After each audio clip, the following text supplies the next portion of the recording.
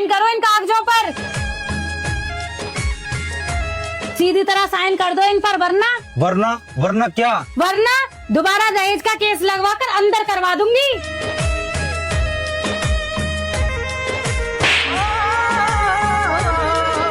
ये हाथ तुमने मुझ पे नहीं उठाया बल्कि हमारे पूरे रिश्ते को जला दिया। आज जो तुमने किया उसके बाद इस घर में मेरी जगह नहीं बचती। मैं जा रही हूँ अपने घर हमेशा हमेशा के लिए। तुम्हारी रोज रोज घर जाने की धमकियों से मैं तंग आ गया हूँ। अगर तुम्हारी यही खुशी है तो चली जाओ, बल्कि मैं तुम्हें घर छोड़कर आता हूँ। चलो। जिसमें एक जान पे हम, एक दूजे की पहचान पे हम। लो ले आया तुम्हारी बेटी को, हर बार धमकी देती रहती है, मायके चली जाऊंगी मायके चली जाऊंगी। आज मैं खुद इसे लेकर आया हूँ। अब एक काम करो, या तो इसे समझा लो कि शादी कोई गुड्डे गुड़िया का खेल नहीं, या इसे हमेशा के लिए अपने पास रखो। मैं रोज रोज इसकी नौटंकियों से आकर तंग आ गया हूँ। मैंने क्या किया? बस हर बात पर रोना, हर बात पर मायके भागना, बस यही आता है तुम्हें। मैं घर बसाना चाहता था, लेकिन ये हमेशा घर छोड़ने में माहिर रही। ये क्या तरीका है आपका? हमारी बेटी को खींचकर ऐसे फेंक दिया, ये कोई खिलौना है क्या? अच्छा मैं ही गलत हूँ तो ठीक है, आप लोग इसको इतना ही समझते हो तो रख लो इसे अपने पास ही, मत भेजना इसे वापस। मैं भी देखता हूँ ये कितने दिन यहाँ रह सकती है। हाँ नहीं भेजेंगे वापस, हमारी बेटी है, कोई बोझ नहीं। कम से कम यहाँ इसे रो रो कर नहीं जीना पड़ेगा। तुम जैसे आदमी के साथ कौन सुखी रह सकता है जिसे जिम्मेदारी का जय भी पता ना हो। उल्टा मेरी ही बेटी को कटघरे में खड़ा कर दिया तुमने। शर्म नहीं आई तो मैं निकल जाओ मेरे घर से। ठीक है। तू क्यों सहती है उसे? कहीं लिखा है क्या औरत ही सब कुछ बर्दाश्त करे? अब तू वापस मत जाना, तभी समझ आएगा उसे कौन बड़ा है और कौन छोटा। अगर औरत चुप रहे तो मर्द सर पर चढ़ जाता है। तुझे भी उसे अपनी अहमियत दिखानी चाहिए। सही कह रही हो माँ जी, इतना भी क्या प्यार पति से जो खुद को ही मिटा ले। आप तो 2-4 दिन यही रुक जाओ, वो तो रेंगता हुआ खुद माफी मांगने आ जाएगा। और सच कहूँ तो मर्द तभी सुधरता है जब उसे अपनी पत्नी खोने का डर होता है। अगर वो फिर भी नहीं माना तो कोर्ट कचहरी का रास्ता तो है ही। आजकल औरतें वकील के जरिए ही मर्द को लाइन पे ले आती हैं। शायद आप लोग ठीक कह रही हैं। मैं हमेशा समझौता करती रही, लेकिन बदले में मैंने क्या पाया? जैसा आप लोग करो वही ठीक है। तुझसे मिलने को दिल ऐसे तड़पता है। अरे रूबी एक कप चाय।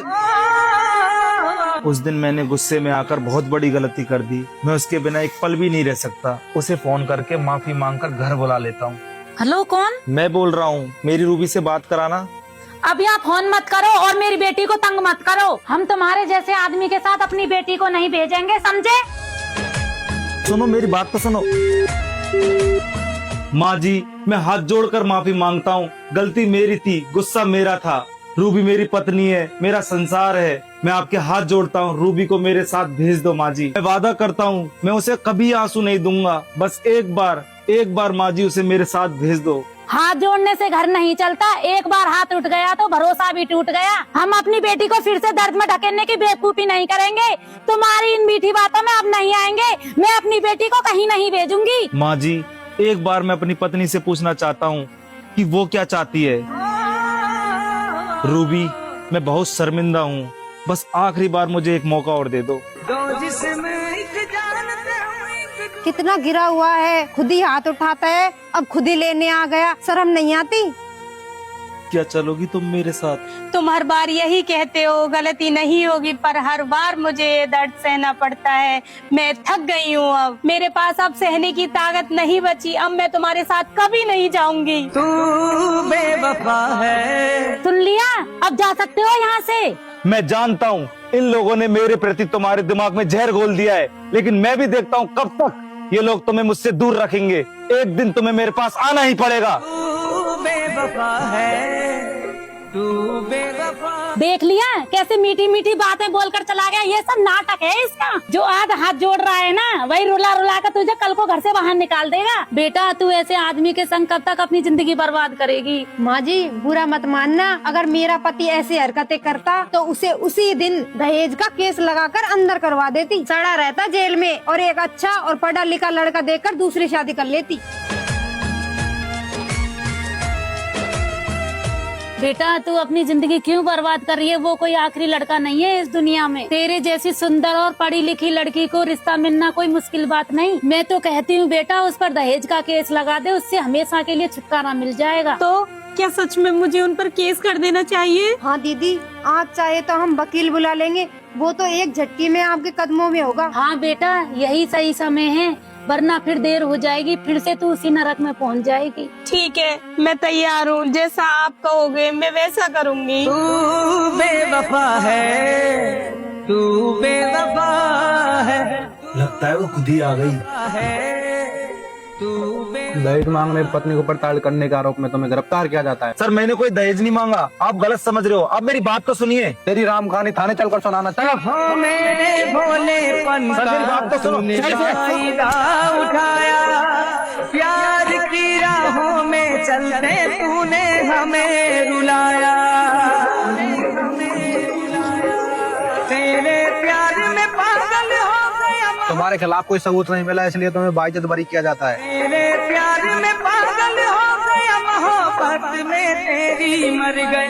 तेरे प्यार में पागल हो गया, मोहब्बत। मैं आज भी तुम्हें अपनाने के लिए तैयार था, क्योंकि मैं तुम्हें खोना नहीं चाहता था। आज तुम जिन लोगों की बातों में आ रही हो, देख लेना एक दिन यही लोग तुम्हें अकेला छोड़ देंगे, और उस दिन तुम्हें समझ में आएगा कि इस दुनिया में अकेला मैं था जो तुम्हें टूटकर और दिलो जान से प्यार करता था। तू बेवफा है, तू बेवफा है, तू बेवफा है, तू बेवफा है, तू बेवफा है। मैं लड़की को बुला देती हूँ। हाँ, बुलाओ बुलाओ। जा बहू, अपनी ननद को बुला ला। तू दगा हमें देगी, हम जो जान जाते तो देखो जी, अगर आपको लड़की पसंद हो और रिश्ता करना चाहते हो तो उससे पहले मैं आपको एक सच बता देना चाहती हूँ। कैसा सच? मेरी बेटी पहले से शादीशुदा थी, उसका तलाक हो चुका है। मैं झूठ बोलकर इस रिश्ते को आगे बढ़ाना नहीं चाहती, इसलिए मैं आपको अभी बता रही हूँ। तुम्हें ये बात पहले ही बता देनी चाहिए थी। हम इज्जतदार लोग हैं, हम अपने बेटे के लिए एक साफ सुथरा घराना चाहते हैं। अगर हमें पता होता तुम्हारी बेटी तलाकशुदा है तो हम रिश्ता करने कभी नहीं आते। आजकल की लड़कियां अपने मायके वालों की बातों में आकर ससुराल में तमाशा खड़े कर देती हैं। कल को अगर किसी बात पर गुस्सा होकर घर छोड़कर चली गई तो इसका जिम्मेदार कौन होगा? तेरे लिए ओ साथी सब। जाते जाते एक बात कहकर जा रही हूँ, बात चाहे राजा जमींदार की बेटी की क्यों ना हो, पर सच तो यही है, लड़की अपने पियर में कभी नहीं दिखती। तलाक का दाग उसके माथे पर और बोझ उसके मायके पर जिंदगी भर रहता है। तुझको क्या पता है यारा, तू थी मेरी जान। चलो जी चलो, हमारे इतने बुरे दिन भी नहीं आए जो तलाकशुदा लड़की से शादी करनी पड़ेगी।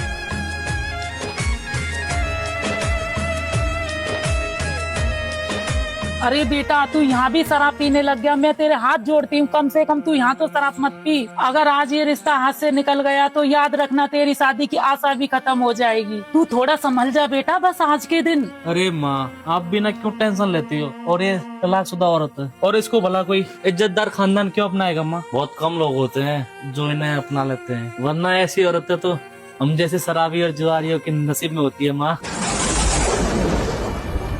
बस बस चुपचाप से बैठ जा और वहाँ जाके कोई ड्रामा मत करना। तू बेवफा है। तुम्हारी हिम्मत कैसे हो गई मेरे घर आने की? मेरे इतने बुरे भी दिन नहीं आए कि मैं एक शराबी और जुआरी से शादी रचाऊं। मुझे मेरे आत्मसम्मान का गला घोटने की जरूरत नहीं। निकल जाओ अभी की अभी मेरे घर से। बस कर, राजा मत बोल। तू बेवफा है, तू बेवफा है। हम जैसे आदमियों की आदत तो चलती रहती है, लेकिन सच तो ये है, समाज में तलाकशुदा औरत की कोई कीमत नहीं होती। समाज ऐसी औरतों को दूसरा मौका देने से डरता है। तुम्हें शुक्र मानना चाहिए था हमारा, जो हम एक तलाकशुदा औरत को अपनाने के लिए तैयार थे। लेकिन तुम्हारे माथे पर लगा ये तलाक का दाग हमेशा के लिए तुम्हारे जीवन में अभिशाप बन जाएगा। चलो बेटा यहाँ से। वाह रे रूबी, तूने तो अपनी माँ की नाक ही कटवा दी। तुझे पता है तूने क्या किया? पूरे 10 महीनों से तेरे लिए एक रिश्ता भी नहीं मिला और बड़ी मुश्किल से एक लड़का राजी हुआ था। वो चाहे शराब पीता हो चाहे गंवार हो, कम से कम उसने तुझसे शादी करने के लिए हाँ तो बोल दी। लेकिन तूने उसको और उसकी माँ को घर से बेइज्जत करके निकाल दिया। मैंने अपने मुंह पर पत्थर रखकर अपनी इज्जत दांव पर लगाकर इस रिश्ते के लिए हाँ करवाई थी, लेकिन तूने उस पर भी पानी फेर दिया। माँ, वो शराब में धुत था, वो बिल्कुल भी मेरी इज्जत नहीं करता। मैं सारी जिंदगी उसे कैसे झेलती। इज्जत? जिसने अपने पति को छोड़ दिया, तलाक दे दिया, उस पर केस कर दिया, वो आज इज्जत की बात करती है? अरे वैसे भी दुनिया तुम्हें इज्जत से नहीं देखती रूबी। जिसके माथे पर तलाक का दाग छप जाता है, उस लड़की के लिए कोई अपने घर का दरवाजा नहीं खोलता। तू बेवफा है, तू बेवफा। दीदी, मेरे कपड़े धो देना, आज मेरे सिर में बहुत दर्द है।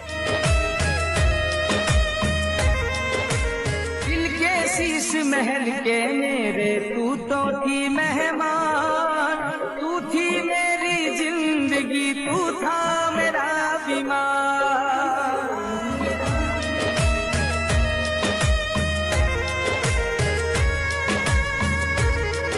तू बेवफा है, तू बेवफा है, तू बेवफा है। अरे जल्दी करो, बर्तन धोने में इतना टाइम लगता है क्या? अभी खाना भी बनाना है, वरना सब भूखे रह जाएंगे। पता नहीं किस यादों में खोई रहती है। आज समझ आ रहा है मेरा पति बुरा नहीं था, ये माहौल बुरा था। क्या करूं मैं, कहाँ जाऊं मैं उनके पास जाऊंगी, उनके पैरों में गिरकर उनसे माफी मांगूंगी और मुझे पूरा विश्वास है कि वो मुझे माफ कर देंगे और मुझे फिर से अपना लेंगे। तुझसे मिलने को दिल ऐसे तड़पता है, जैसे कोई परिंदा कड़ी धूप में जलता है। दो जिस्म एक जानते हम, एक दूजे की पहचानते हम। दो जिस्म एक जानते हम, एक दूजे की पहचानते हम। जी वो कौन थी? तू बेवफा है, तू जिंदगी में कुछ चेहरे ऐसे होते हैं जो वक्त के साथ दूर तो चले जाते हैं, लेकिन उनकी जगह दिल में हमेशा खाली रह जाती है। तू बेवफा है, तू बेवफा है, तू बेवफा है।